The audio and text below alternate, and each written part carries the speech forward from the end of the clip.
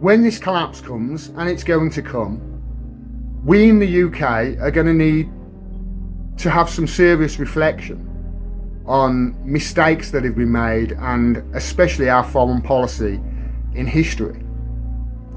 And we're going to have to rely on these nations that we've been stealing from for years to deal with us, because we need them. We're not like Russia. We're not self-sufficient. Russia has its own oil, its own food, it doesn't have to import anything. It can survive without the world. We, a tiny little island, do not have that luxury. We need to import. That's why we've stolen so much history. So what happens, do you think, in the next decade as African countries are rising and getting more powerful, and the Western countries that had them under their heel for so long, like the UK where I live,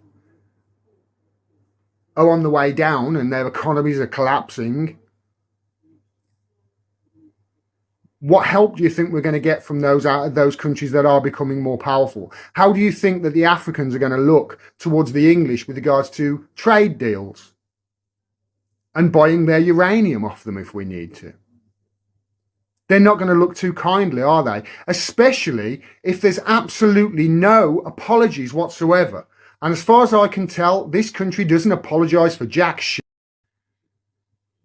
And the reason it doesn't apologise is because if it apologised for the stuff that it's done, it'd have to start giving back all of the stuff that it's stolen.